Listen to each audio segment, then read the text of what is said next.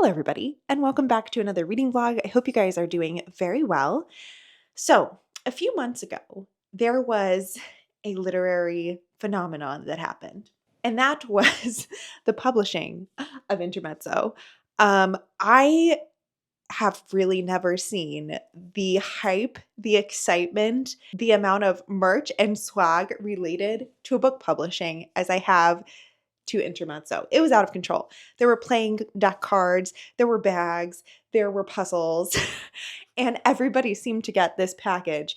And I thought to myself, if an author, if a book, if a moment is so hyped and causes such a stir in the bookish world, it must mean something. I need to listen and I need to embark on a journey surrounding that moment. And for that reason, I am going to be reading every published full-length novel by Sally Rooney. Sally Rooney is, of course, the author of Intermezzo. And so far, she has published 4 novels.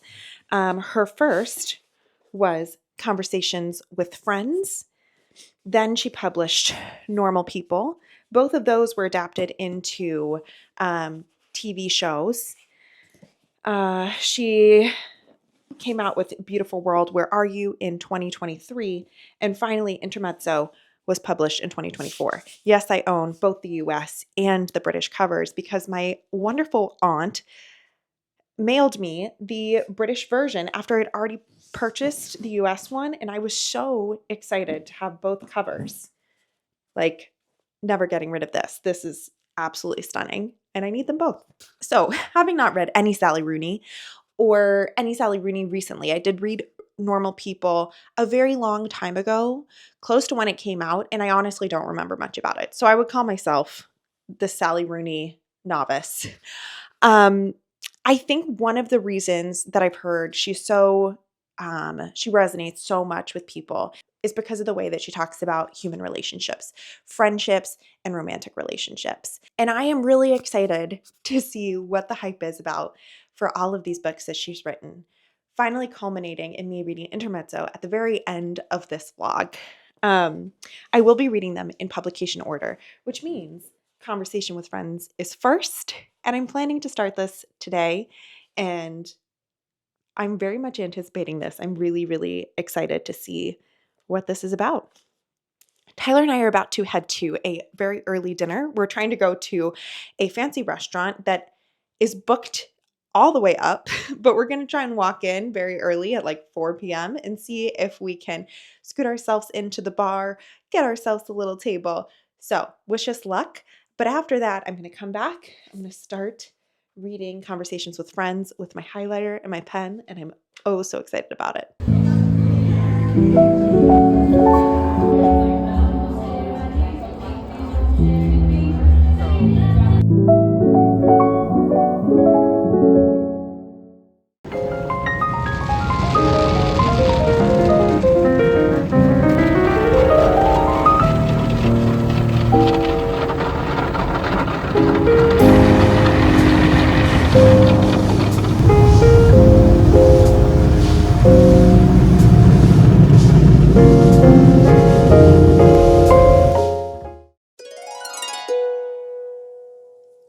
I don't know if you guys can tell, but I got a little haircut today, and I don't know how I feel about it.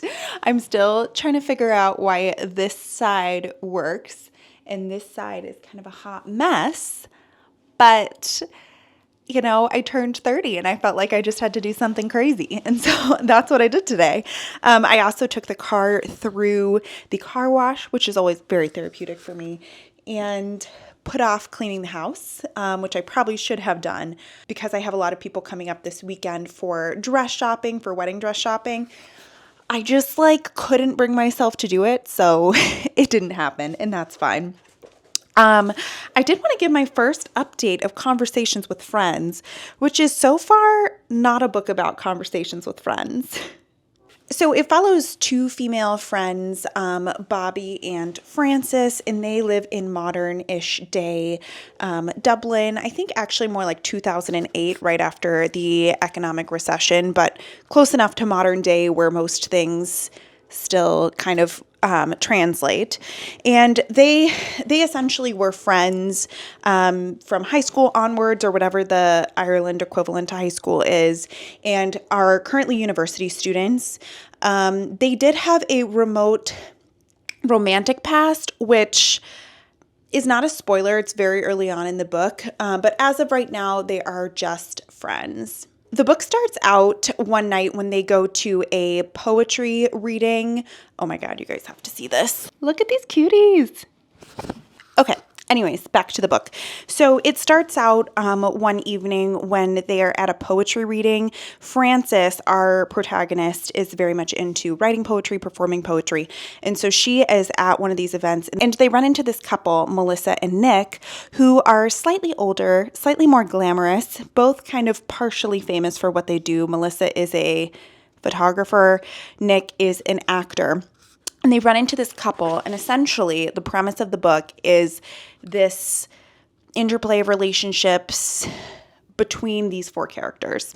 It is also not a spoiler to say that Frances, the protagonist, very quickly becomes embroiled in I don't know if embroiled is the right word, becomes involved in a romantic relationship with Nick, who is married to Melissa, and they have kind of a complicated relationship, but one that's mainly kind of based off of physical attraction. They struggle often saying what they mean and really communicating effectively with each other. Then Bobby has a crush on Melissa, and so it's kind of this circle love quadrangle situation. So much of the book so far is more involved on the romantic pursuits of each of the friends, Bobby and Frances, and less on their friendship itself, which is why I'm a little puzzled. Like, in my mind, I always thought Normal People was the romantic book out of the first two Sally Rooney's. Conversation with Friends is the one about friends. And I mean, Bobby and Frances are friends, but that just doesn't feel like the focus of the book so far. And so I'm intrigued to see, like, is this going to change direction a bit more, or where is this going to go? One of the other interesting conflicts or interesting setups at the beginning is surrounding Frances. So basically, she's a very analytical, academic-minded person. She a lot of her self-worth and her self-esteem is based off of people congratulating her for how great her poetry is or talking to her about how smart she is. But she's always struggled with human connection and specifically emotions, saying what she's feeling. And for that reason, her and Bobby have always been kind of attached at the hip. I kind of think of them as a monogamous friendship. They're each other's ride or die. And so the fact that Frances is becoming kind of more emotionally, or trying to become more emotionally involved with Nick, kind of presents this interesting challenge where she's exploring a part of herself that she's not super comfortable with. We have just reached a part of a book, which I also don't think is a spoiler, where the two where Bobby, Frances, Melissa, and Nick have gone on a little vacation to France. Is it a coincidence that I think that a lot of Frances's personal development is going to happen in France, the country? I don't know. Probably not. I often read too much into things, but I do think that this is going to be kind of a melting pot, pressure cooker situation where all of them are confronting a lot of complex relationships and feelings. And perhaps that will lead to more conversations with friends, meaning Bobby and Frances, as they're all kind of confronting their feelings about other members in this couple. So far, there's a lot of miscommunication in this book, but satisfying miscommunication that I feel builds the characters a little bit, and makes sense for who the characters are supposed to be, or at least at this point in the book, I feel that way. There is a chance that as we go on, the fact that Frances can never say what she really means might start to drive me a little crazy. But overall, right now, it really seems to fit with her personality and is kind of analytical, not able to talk about how she really feels. So potentially also going to be a big area for character growth. I think right now this perfectly describes the connection between Bobby and Frances, but also how Frances thinks of herself. It's on page 18 of the book, and it says, Bobby told me she thought I didn't have a, quote, real personality, end quote, but she said she meant it as a compliment. Mostly I agreed with her assessment. At any time, I felt I could do or say anything at all, and only afterward think, oh, so that's the kind of person I am. It does really feel like she's trying to find herself, and so I think that quote really shows that, but also the fact that Bobby says that about her also shows Bobby's kind of not manipulative part, but she's very sure of herself. And sometimes because Frances is not sure of herself, it comes across that way, that Bobby is kind of telling Frances who to be and she doesn't really know who she is. Anyways, I'm going to try and do a little bit of cleaning up around the house because I do have like 4 people coming to stay here this weekend. And then I am going to get ready for bed because tomorrow I have a full 12-hour shift at the hospital, which I'm not the most excited about. But yeah, I need to get my life together at the end of the day. But anyways, I need to do a couple of things before I head to sleep.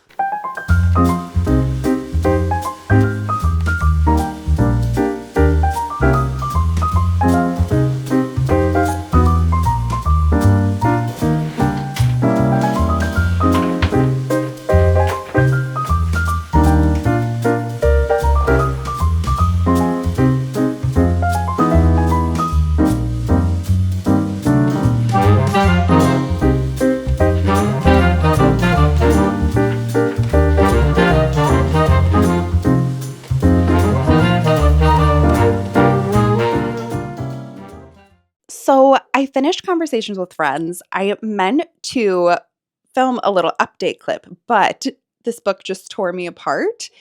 And I had to finish it before I could actually chat about it with you guys.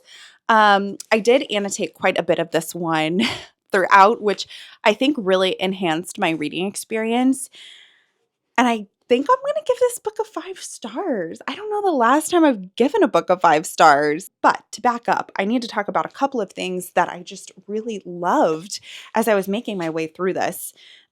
First off, I wanted to talk briefly about the title of this book because in my last clip, I talked about how this is not really a book about conversations with friends or friendship, really. And I was kind of confused about the title.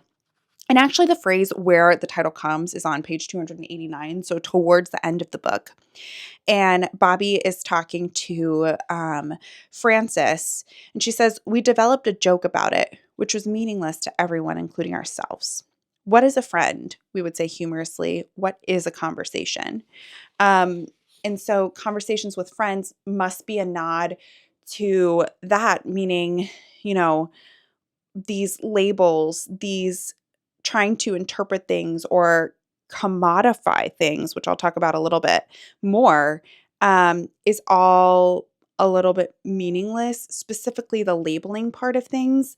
And I think that this book really is about a lot of relationships, romantic relationships. And so I struggled with understanding, like, why is this called what it's called? But I think that quote really exemplifies that, there's so much more to a friend than just a word. There's so much more to a love than just a word. And, one of the things that became very central in this book that I still not sure that I totally understand, but I really liked the idea of is kind of, as I said, the commodification of relationships. People want somebody for themselves. They want to have a relationship for themselves, and they hope in some part to gain something out of that. Maybe it's the way they feel or a person, and have a label on that relationship. That complexity, that like not being able to really put a label on something is something that makes people very uncomfortable. It makes the main character in our story uncomfortable in some ways. I've often seen this book described as a Marxist book, which I think is interesting. It is about people who maybe are struggling a little bit financially and are trying to find their way and trying to find financial means, and often struggle. There's definitely a lot of talk about Frances when her bank account is gone, even though she's a successful writer, even though she writes things that people really care about. She can't always support herself, and sometimes she has to talk to other people about that. But I think it kind of takes it to a new level too, this idea of like Frances being a communist at heart, which she mentions several times throughout the book, but also this commodification versus like sharing of relationships, I think is kind of an interesting extrapolation of that. One part that I think did a great job of kind of explaining that is you and Nick, you and Melissa, even Nick and Melissa in their own way. But now I see that nothing consists of two people or even three.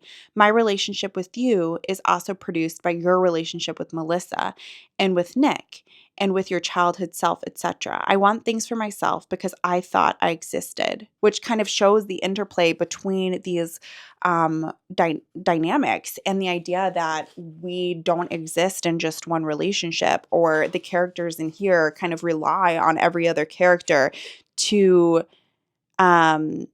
show who they really are.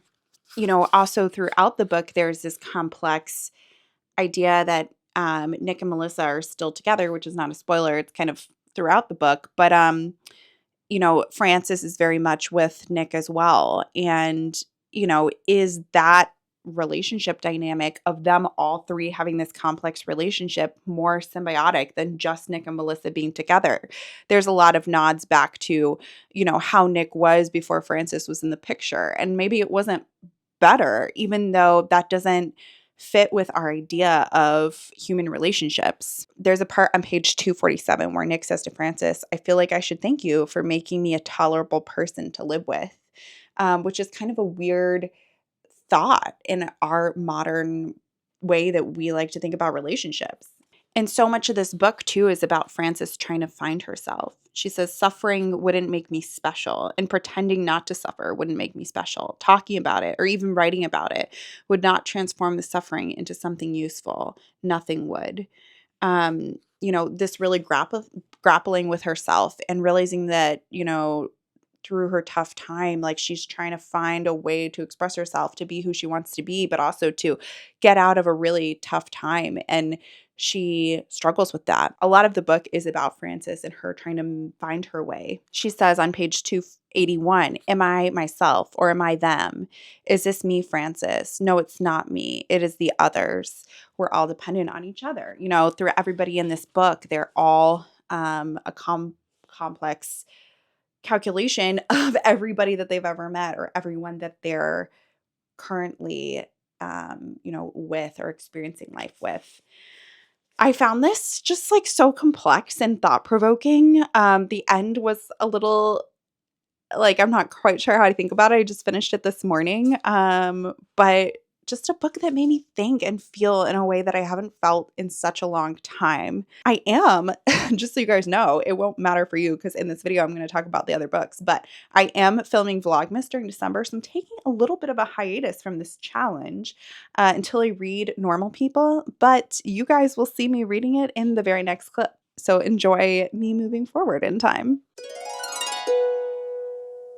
So the Christmas season is finally over and my bangs have grown out just a little bit, and I think I'm happy about that. I don't know that I was in love with styling them every day, but you guys don't care about my bangs. You care about the fact that I have started the next book in this Reading Sally Rooney challenge, and that, of course, is Normal People. So I'm about 75 pages into this one, and I do remember reading it a long time ago.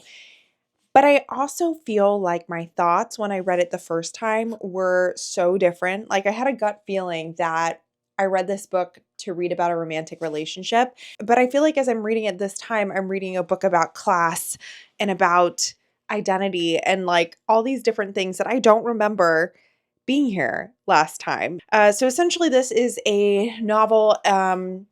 It takes place in like modern-ish day in Ireland. I don't know if it actually has a year, but modern-ish day. But the book came out in 2019, and it follows two characters, Marianne and Connell.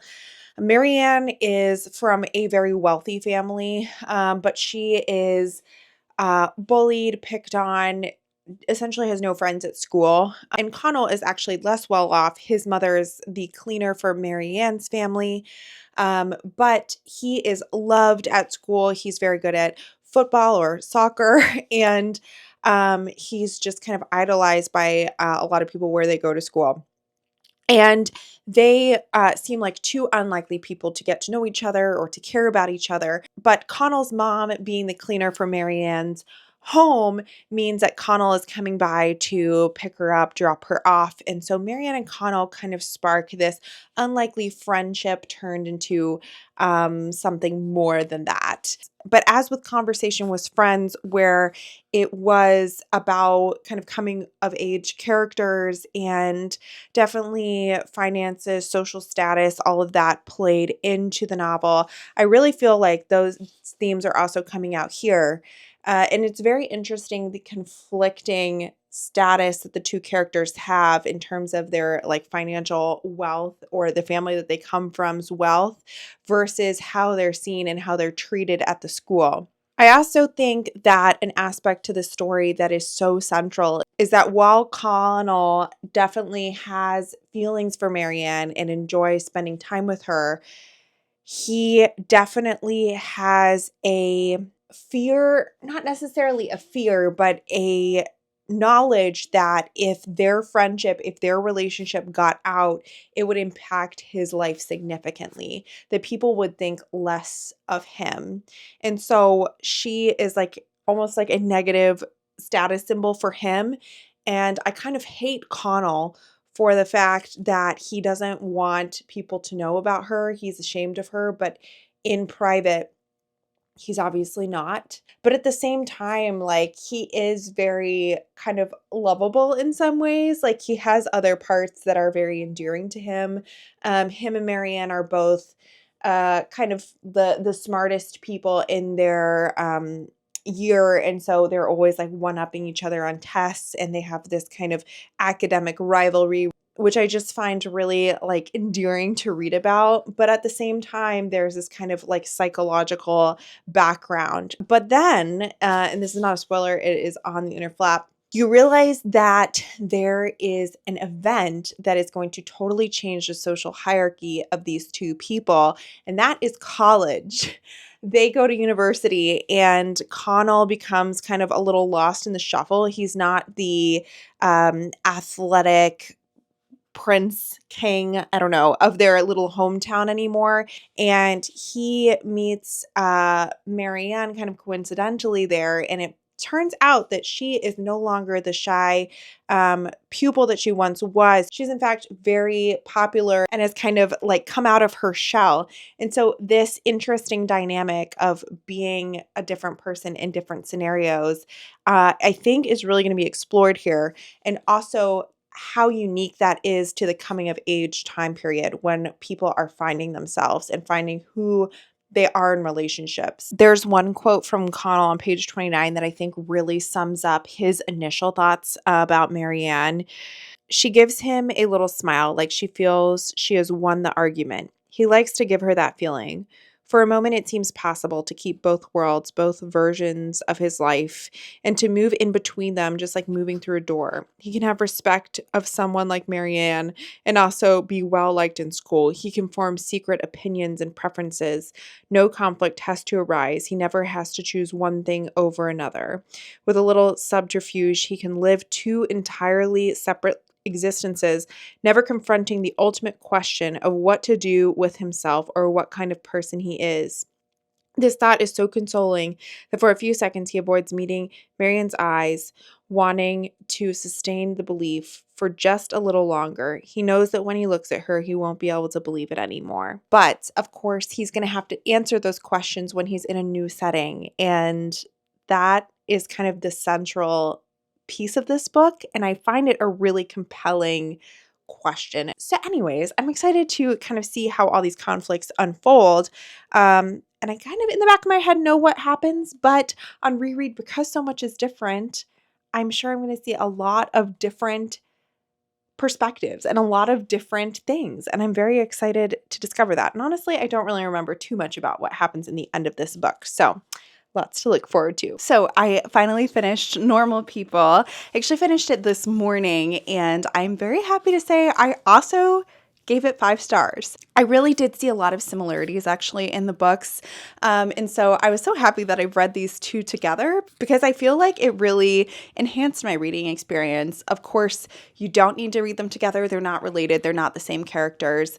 But I do think it's kind of an interesting way to experience Sally Rooney, reading them all around a similar time. So I was actually listening to a review of her chatting about this book, and she was kind of speaking about how different novels come to her and how she thinks to write about these characters. And what she ultimately said is it's the dynamic of two characters that comes to her first.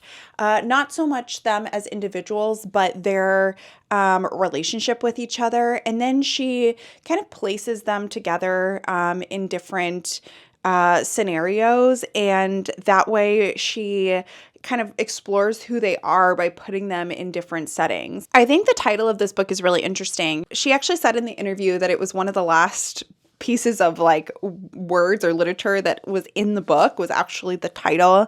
And I think that it's really interesting kind of thinking about how these two characters see normal people. I think Connell very much is trying to fit in with other people and appear normal, especially at the beginning of the book. He very much is kind of with a crowd and wants to, just be seen with the group.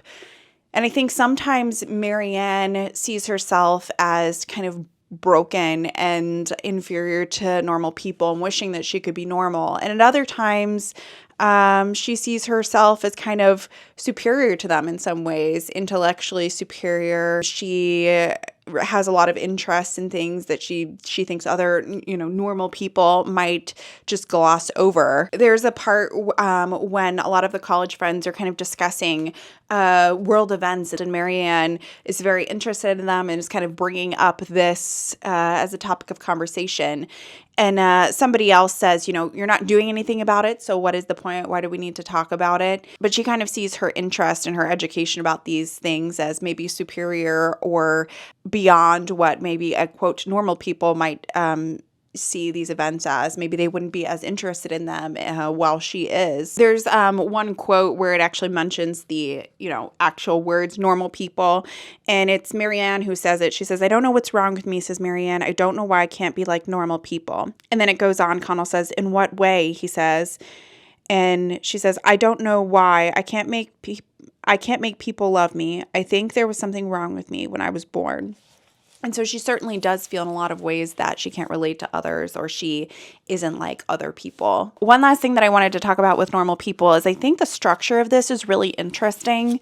So you start in obviously the high school years, and then every single part is flashing forward a certain amount of time, whether that's 3 months, 4 months, 5 minutes later.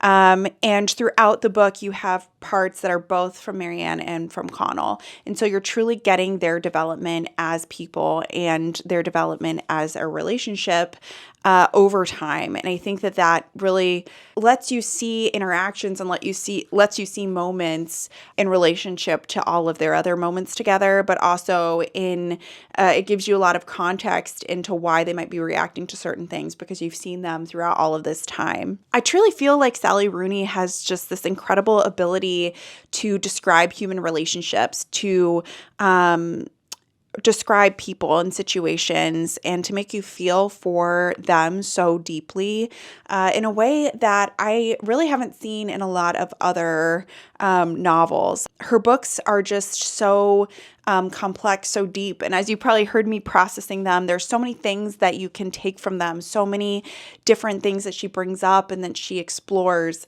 whether it's current events or relationship dynamics or whatever it might be. There truly is just so much in her novels that you can take, but at the heart of them is just a compulsively kind of readable relationship or dynamic that you can't look away from. One other thing that she said in an interview that I thought was really interesting is, for a long time, our relationships have been guided by labels, monogamous relationship, marriage, nuclear family, etc.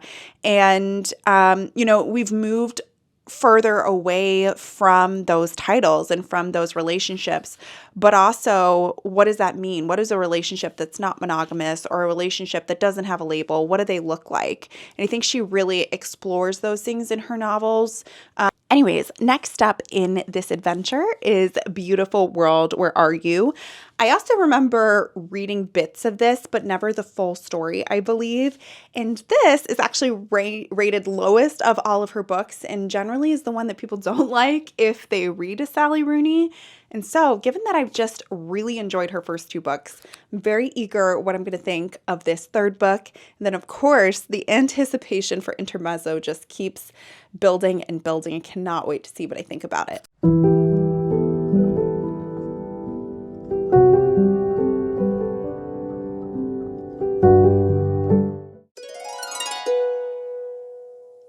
So, popping in from my spare bedroom to give a little reading update, but also drinking a cup of very lukewarm tea from my Luke's mug, which feels very cozy somehow. Tyler and I actually went to Life of Pi yesterday. It's like a play musical sort of thing, and it was really fun actually, because Life of Pi, of course, has a lot of different animals in it. They had like puppeteers, being all the different animals. So there was somebody like as the tiger puppet, and it was just very realistic and really a good time. So we very much enjoyed that. And then of course I have also moved right along with my Sally Rooney reading experience. So I've made my way through quite a bit of Beautiful World, Where Are You? And this feels very much like it fits into her other books. It feels very similar in a lot of ways, but in other ways, it really stands on its own. So we follow two close friends, Alice and Eileen. Alice is a famous novelist, and Alice and Eileen know each other because they went to university together. It is so hard to read Alice's parts of the book and not just think you're reading Sally Rooney writing her life story. And I think I'm doing that thing that I do when I listen to Taylor Swift songs, and every song is about, a certain guy that I think she's writing about. And then she does an interview somewhere and she's like, nope, I was just vibing, just writing something. But yeah, I'm probably extrapolating a little bit too much and thinking that Alice is Sally. They're not. But Alice is a 30-something, and at the beginning of the book, she has moved from the city, I think most recently Dublin, and she's moved to a small town and bought a very large, kind of cavernous, difficult to heat house near the seaside as a getaway from parts of her life that have been maybe not as ideal. But she definitely is kind of starting anew. And then Eileen is also kind of working in the writing industry, but she does more like editing work than Alice, who's actually writing herself. And of course, these two characters have gotten to know each other previously. And so the structure of the book is actually really interesting. We read a chapter talking about Alice's life, not from her perspective, it's in third person. And then you'll read a letter that she writes to Eileen kind of about what has just happened. So you see the events, and then you also get the kind of inner monologue of the character that went through them and how they're, processing those things. And I think that that's a really interesting format, and it allows for a little bit more introspection than her other books. Not that those weren't introspective, but you truly get like chapters, 5-6 pages, just rambling about things that I imagine Sally Rooney would really like to talk about based on reading her other work. As with her other books, both characters, Eileen and Alice, are in new relationships, kind of like romantic, although not with labels, as is often with Sally Rooney's novels. So Eileen is in a new kind of on-again, off-again relationship with a man named Simon, who she grew up with. Their bond really reminds me a lot of Marianne and Connell because they have that kind of like childhood connection that moves into adulthood. And also similarly, they, are in this will they, won't they type of vibe over time. And then Alice is kind of exploring a relationship that's not something that Sally Rooney has really written before, and that is a online date. And the book actually starts out there, and I love how this book starts because they don't really tell you in the first chapter that that's what she's doing, but it's just so clear the way that it's written, and I think it's genius how it's put together. So I'll just read you the first little paragraph to give you a sense of that part. So it says, a woman sat in a hotel bar watching the door. Her appearance was neat and tidy, white blouse, fair hair tucked behind her ears. She glanced at the screen of her phone, on which was displayed a messaging interface, and then looked back at the door again. It was late March, the bar was quiet, and outside the window to her right, the sun was beginning to set over the Atlantic. It was 4 minutes past 7, and then 5, and then 6 minutes past. Briefly and with no perceptible interest, she examined her fingernails. At 8 minutes past 7, a man entered through the door. He was slight and dark-haired, with a narrow face. He looked around, scanning the faces of the other patrons, and then took his phone out and checked the screen. The woman at the window noticed him, but beyond watching him, made no additional effort to catch his attention. They appeared to be about the same age, in their late 20s or early 30s. She let him stand there until he saw her and came over. I just loved the way that she described that, an experience that a lot of people have been through, and she doesn't say, exactly what is happening, but it's pretty clear. In a lot of ways, this does feel so quintessentially like her other books, relationships that don't have labels, characters going on a trip, Sally Rooney putting them in a new environment to explore who they really are, talking about communism versus capitalism and class. But it does feel that this book is a little bit more introspective. I also do feel like it focuses a bit more on technology than her other books, as evidenced by The Blind Date. And it's also kind of brought up several times throughout the book, seeing somebody moving as a little dot on a map, something that she's definitely referred to before, but this book feels very modern, very current. It brings up, Brexit, Trump, things like that. And so it feels like it fits there. And so it's a little bit more explored than previous books have looked into. The other thing that is really interesting, and again, reading Alice's perspective as reading Sally Rooney, which probably isn't fair, but, I do think that some of these are things that she probably does feel. And that is the fame that she's honestly experienced quite a bit of after having written this novel. Her first 2 books were incredibly popular, made into television shows. She really does insert a lot of commentary, both on fame, but also on the novel and what she's trying to do and what novels try to do and maybe what they don't. There's this great quote on page 103.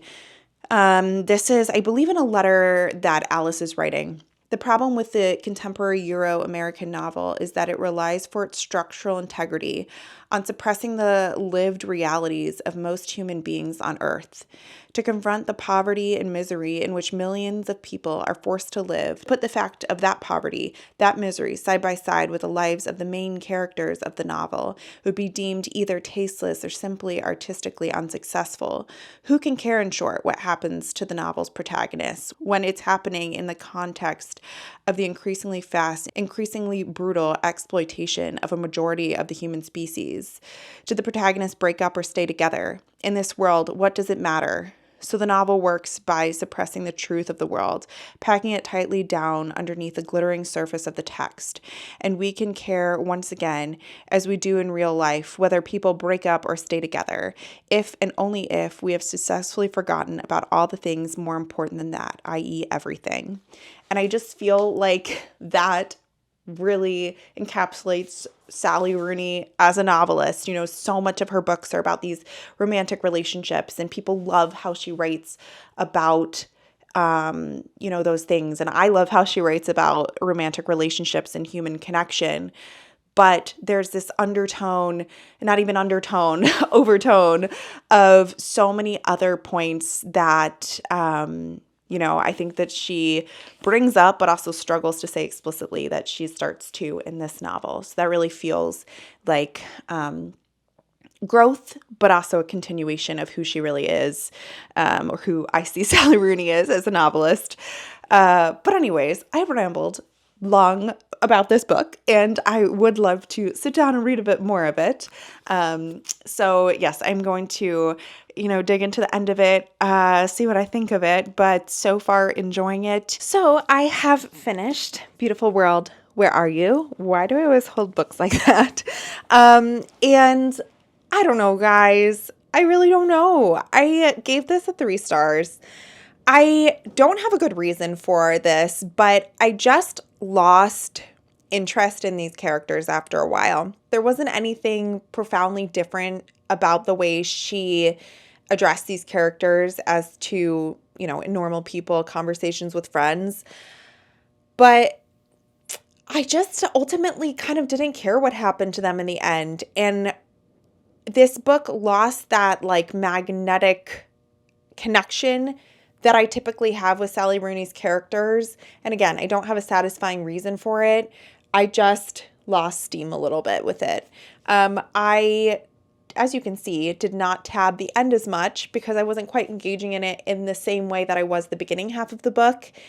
And by no means is this a bad book. It wasn't like this is not a good Sally Rooney and the other ones were that I gave 5 stars. But for whatever reason, I just didn't quite connect with these characters in the way that I'd hoped to or that I did with her other books. So ended up giving this one a 3 stars. And I have started Intermezzo, which I am glad to say I am adoring with my whole heart and soul. So I'm so far on page 125, so still quite a ways to go with this, but we are following 2 brothers primarily, Ivan and Peter. The beginning of the book, they have just lost their father to cancer. He's had a prolonged kind of decline with that, and at the beginning you kind of see them at the funeral, and then you go from there. Ivan is a very smart young man. He's in his early 20s, and he is known for being a chess whiz, essentially. But he also has a lot of anxiety and difficulty relating to people. And so you're kind of following his journey with that. And at the beginning of the story, he becomes kind of involved in a romantic relationship with a woman named Margaret, who is kind of part of the chess scene. On the other hand, Peter is this very suave barrister, very good at talking to people. But on the inside, he is struggling with a lot of demons. He is trying to find meaning in his life, and he's really struggling with depression, particularly relating to the loss of his father, but also just kind of losing meaning in his life in general. And I have to say, I am really, really loving reading about both of these characters. It is different having 2 male protagonists in a Sally Rooney because usually there's a female male. She likes to write 4 characters, but none of her other novels have, had 2 male brothers at the center of it. So I'm enjoying that. And I've also noticed a little bit of a change in style of her writing at the beginning of Intermezzo. It's a lot more brief, short sentences, short, snappy descriptions, almost feels poetic in some ways than her previous books. But I do feel like it's quite effective. I can still piece together a scene and understand where we're going with it. So not quite full sentences. Of course, she doesn't use quotation marks, but that is par for the course with Sally Rooney. That's her style with all of her other books. But yeah, I'm interested to kind of see how that evolves because that's definitely new here. But so far, really, really enjoying where this is starting out. I'm very drawn to both of these characters and very drawn to how they're going to develop throughout the story. And so excited to read a bit more of this. So I'm about to run out to the gym, but I did want to briefly talk about some additional intermezzo thoughts. So I'm now about 100 pages from the end of the book, still really, really enjoying it. But there are a couple other kind of wrinkles that I wanted to talk about. So one thing I kind of got into in my last clip was the complexity of the romantic pursuits of each of the brothers. And of course, this is something that Sally Rooney loves to write about. It's in a lot of her other books. But in this book, there's a lot of discussion about age particularly. So Ivan is the younger brother. He's in his early 20s, and he is in a relationship with a much older woman, Margaret. who was once married and is now divorced. And Peter, on the other hand, is in a relationship with two different women. Sylvia, who used to be, quote, the love of his life before something happened that changed that. And he's also in a relationship with a much younger woman named Naomi, who is about the same age as Ivan. Ivan is in a relationship with a much older woman. Peter, one of the relationships he's in is with a much younger woman. But despite these kind of paralleled situations, Peter thinks that Ivan's situation is ridiculous. What could an older woman want with his younger brother? But doesn't see that same kind of parallel in his own life, which feels very similar to a lot of the other commentary that she's had about relationships in her other books. What does age mean in a relationship? What do labels mean? And within these romantic relationships, she also gets into the absolute intense emotions that happen with them, the heartbreak, the falling so deeply in love and turning everything upside down in your life. I think she does that so well, exploring the intensity and the range of emotions that romance and intimate relationships bring. She writes about intimacy in a really effective way, not a cringy way, but a way that feels real and feels like real life. So we're continuing a lot of those kind of themes from her other books, but she's also delved a little bit more into the familial relationship, the brother connection between Ivan and Peter. And I think this has probably been touched on in some of other books, but here it really takes center stage. As with Ivan really struggling for human connection, Peter sees that side of him, even though Ivan might be changing throughout the years, even though maybe he's becoming a little bit more comfortable with himself. Peter has grown up with him and remembers the conversations and the situations that Ivan has put himself in over the years. And he has a lot of trouble separating the history with Ivan and what he knew him as a high schooler or earlier in his life to the man that he's starting to become, the more mature man, trying to reckon with emotions and trying to reckon with things that maybe he wouldn't have been able to when he was younger. There's a great quote about that relationship on page 164. The brothers are having dinner, I think, together, and it says, "It seems to say something about Peter that when Ivan actually was a child, the two of them were good friends. But when Ivan became a thinking person with his own individuality, Peter didn't like him or want to spend time with him anymore." And what it says, Ivan thinks, is that Peter likes people he can dominate and feel superior to. And he's not such a great fan of people who talk back to him and disagree. Once Ivan got to the age of 16, 17, that's when he and Peter started getting into arguments, fights even about politics, history, whatever, pregnant women on public transportation. And Peter would call Ivan all sorts of names, a misogynist, a loser. That was sad because they really had been friends before. And it kind of goes on, illustrating that their relationship has changed so much over time. And it's really difficult for each of the boys to see that change. And bringing that even more into focus is the recent loss of their father. And so a lot of these, old struggles, current struggles are really coming into view. I am a little nervous for the end because there are a lot of moments in this book that makes me think that this is going to end in tragedy. And of course, I won't tell you if it does, but I feel so deeply for both of these characters. And I am kind of in the back of my head preparing for potentially my heart to be broken. But maybe that's what the boys are feeling too. So it puts me right into their mindset.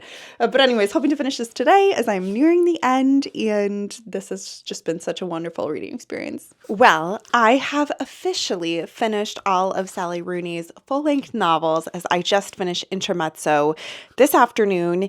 And overall, before I tell you my end feelings of Intermezzo, I just wanted to say that this has been such a unique reading experience, one that I've never had before with another author, reading all of their books back to back to back to back. And it's been challenging at times, but also really rewarding too. And I feel like it's given me a better understanding of who she is as an author and what types of stylistic elements she likes to build into her books. And it certainly does make me feel like I'm anticipating her next work more, and that I feel really kind of connected to the work that she's had, even if there were some things in her books that I didn't always resonate with. I haven't given all of her work 5 stars, but it's still, I feel this closeness to her books because of this reading experience. So anyways, I'm very glad that I did this. But anyways, getting a little ahead of myself.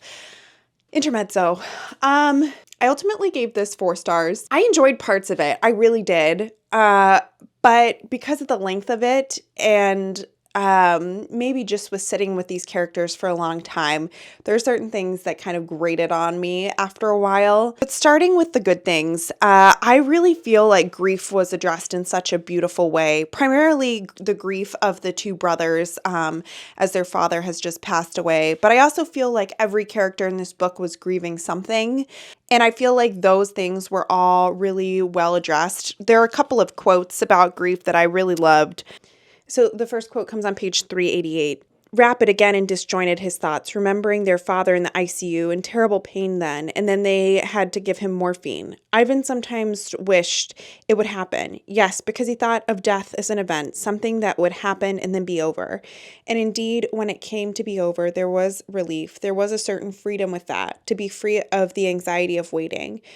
In the months since, Ivan has embraced this sense of freedom. He can see that now. He has made impulsive decisions. He has fallen in love. His life has been transformed in an uncontrollable rush of energy and feeling. To live, he has needed to live. To overcome the terrible event, yes, it was needed. But now that the event has come and gone, the funeral, the various rituals, only the loss remains that can never be remembered. The event is over, the event that has been overcome, and yet the loss is only beginning. She has this way of just getting at the complexity of these deep emotions that feels very resonant and real, even if not always, this shiny view of things that maybe is often portrayed in literature. She has this way of getting to the heart of the complexity of different feelings that her characters are experiencing. And overall, I think what I take from reading Sally Rooney is that I love her unflinching realism, her ability to address issues that the millennial generation and lots of generations are feeling in a real way. There is not a lot of happily ever afters or traditional happily ever afters in Sally Rooney, but more thinking about, how characters really would behave and how their actions really would play out. Now, chatting about the couple of things that annoyed me. So I talked a little bit in my last clip about the kind of broken up style of especially Peter's part of the book. And I feel like that kind of matched him as a character. He was going through a lot of hard times. And also he's just somebody who maybe would have thought in that type of broken up way. That fit into his persona. But I also just did not like reading those parts of the book. I didn't feel like I could sink into those parts the same way that I sunk into Ivan's chapters. And Ivan's part still maybe was a little bit more disjointed than some of Sally Rooney's other works, but it didn't feel like stream of consciousness, just like one word, one phrase. And so, while that was something that was a little bit more experimental, and maybe it would have been realistically how he was living his life, I just didn't find it to be a pleasant reading experience. Also, I don't want to spoil anything, but I did not like how Peter's romantic pursuits ended up. I really that felt icky to me. Again, read the book on your own. Let me know what you thought of it, and don't spoil anything in the comments, but I just didn't like how that part ended up, and it just felt very like Peter-centric and did not wrap up the female characters in his narrative as well as I would have liked. As I said, I ultimately gave it 4 stars. My favorite is probably Normal People, but Normal People and Conversations with Friends were both fantastic. Beautiful World, Where Are You was probably my least favorite, and Intermezzo was solid, but it just didn't quite live up to the first 2 for me. So with that, thank you so much for watching this extremely long video. I would love to know what you think of Sally Rooney. Which was your favorite? Did you enjoy Intermezzo? Did you have any issues with it? And if you have any recommendations for which author I should be a completionist of next, I would love to know. I have a couple of thoughts, but I would love to know what you guys would like to see me read. And with that, I will see you guys all very soon with another video. Bye.